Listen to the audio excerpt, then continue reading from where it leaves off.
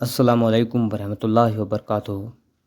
महाराजा Suhel Dev state university Azamgarh के MA second year fourth semester के paper 3rd B के बारे में आज हम बात करने जा रहे हैं, जिसका उन्वान है दक्कनी अदब। इसमें 5 यूनिट्स हैं।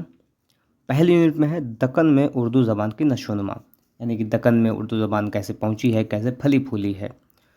दूसरा टॉपिक है दक्कन में उर्दू अदब के इर्तिक़ा के मुहर्रिकात और अवामिल, यानी कि किन किन चीज़ों ने इसको जो है तहरीक बख्शी है, यानी कि इसको आगे बढ़ाया है। तीसरा टॉपिक है दक्कनियात की तारीफ़, अहमियत और इफ़ादियत, यानी दक्कन में उर्दू अदब और दक्कन के उर्दू अदब की क्या इफ़ादियत है, क्या अहमियत है। चौथा टॉपिक और आखिरी टॉपिक है दक्कनी अदब की खदमात का तनक़ीदी जायज़ा।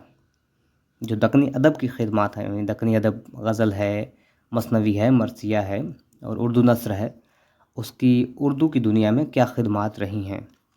दूसरी यूनिट में आते हैं तो उसमें है दक्कन के अहद ब अहद इर्तिक़ाई मराहिल, यानी दक्कनी अदब में अहद ब अहद इर्तिक़ा। इसमें 3 दौर दिए हुए हैं। बहमनी अहद है पहला दौर है, आदिल शाही अहद दूसरा दौर और कुतुब शाही अहद तीसरा दौर है। इनमें कौन कौन से सलातीन रहे हैं, यानी कि सुल्तान रहे हैं, और कौन कौन से शायर रहे हैं, और कौन कौन से नस्र निगार मुसन्निफ़ रहे हैं, उनके बारे में पढ़ना है। तीसरी यूनिट में आते हैं दक्कन में शेर व अदब की रिवायत, यानी कि शेर व अदब की रिवायत कहाँ से शुरू होती है और किसके ज़रिए शुरू होती हैं। ठीक। और दूसरा टॉपिक है दक्कन में उर्दू गज़ल अब मसनवी है और मरसिया है, तीनों दिया हुआ है, यानी आपको इन तीनों के बारे में पढ़ना है और तीनों के मशहूर शायर जो हैं उनके बारे में पढ़ना है।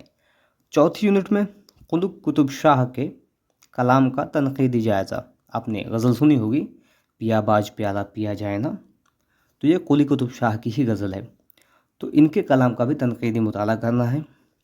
फिर वली के कलाम का तनक़ीदी मुताला करना है, वली मोहम्मद वली दक्कनी के। फिर है दक्कन में उर्दू नस्र की बात आ गई। नस्र का भी वहाँ पर जो था चलन बहुत ज़्यादा था, क्योंकि जो वाज़ होते थे, जो सूफ़ी वहाँ पर जाते थे, वो जितनी भी अपनी तख्लीक़ें करते थे नस्र में होती थी और वो ज़बान उनकी उर्दू होती थी। तो उसे पढ़ना है आपको, दक्कन में दीगर असनाफ़ नस्र व शेर। बाकी जो उसमें अदब में उन्होंने इजाफ़ा किया है, कुछ और सिनफ़े सुख़न हैं, उनके बारे में पढ़ना है। 5वीं और आखिरी यूनिट है कदम राव का तफसीली मुताला। ये पहला टॉपिक है। कदम राव एक मसनवी है, इसका आपको तफसीली मुताला करना है। तो अब वक्त तो उतना है नहीं, मगर फिर भी उसे एक मर्तबा देख लीजिएगा। कुतुब मुश्तरी का तफसीली मुताला। कुतुब मुश्तरी भी एक मसनवी है, इसका भी तफसील से मुताला कर लीजिएगा, यानी कि इसे अच्छे से परख लीजिएगा, इसमें कौन कौन से किरदार हैं, क्या क्या वाक़यात इसमें पेश आए हैं। फिर तीसरा टॉपिक है फूलबन का तफसीली मुताला। फूलबन भी एक मसनवी है और इसको भी आप एक नज़र देख लीजिएगा। उर्दू अदब पर दक्कनी असरात का तफसीली मुताला।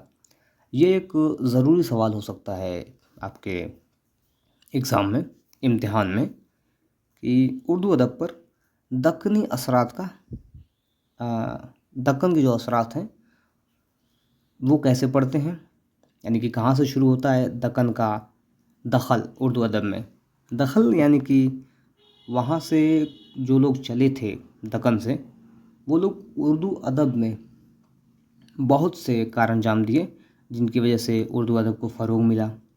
तो दक्कन की जो ज़बान थी उर्दू थी, प्लस उसमें कुछ और भी ज़बानें मिली जुली थीं, तो उनका उर्दू अदब पर क्या असर पड़ा है। जैसे दक्कन में आप वली कुतुब शाह को पढ़ेंगे तो उनकी ज़बान में कुछ संस्कृत के लफ्ज़ आते हैं, कुछ पंजाबी के लफ्ज़ आते हैं, तो उनका भी आपको ध्यान रखना पड़ेगा, उनका भी ख्याल करना होगा। और ये जो पूरा पर्चा है दक्कनी अदब का, ये इसी पर मुश्तमिल है कि दक्कनी अदब ने उर्दू अदब को किस तरह से फ़ायदे पहुँचाए हैं, फैज़ याब किया है, और क्या क्या तब्दीलियाँ हुई हैं दक्कन में जाने के बाद। हर किसी को मालूम है कि उर्दू जो है وہ دکن میں پلی بڑھی ہے مگر دکن میں پیدا ہوئی نہیں ہے۔ بندہ نواز گیسو دراز دکن جاتے ہیں اور اس زبان کے ساتھ جاتے ہیں، صوفیہ کرام جاتے ہیں دکن میں، تو جو ورڈز دیتے ہیں وہ بھی اردو میں دیتے ہیں، چونکہ اردو وہاں کی ایک عام زبان ہو چکی تھی، عام بول چال کی، اور ایک خوبصورت زبان تھی، ایک شیریں زبان تھی، جس کی وجہ سے وہاں کے جو سلطان ہوتے تھے دکن کے وہ بھی اس میں دلچسپی لینے لگے، جس کی وجہ سے اس کو اور بھی فروغ ملا۔ تو ان کا جو پارٹیسپیشن ہے، جو وہاں کے سلاطین ہیں ان کا جو پارٹیسپیشن ہے اس کو بھی مد نظر رکھتے ہوئے اس کا مطالعہ آپ کریں گے، اور آئی ہوپ کہ آپ کو سمجھ آیا۔ اگر کوئی کنفیوژن ہے تو آپ مجھے بتا سکتے ہیں۔ شکریہ، اللہ حافظ۔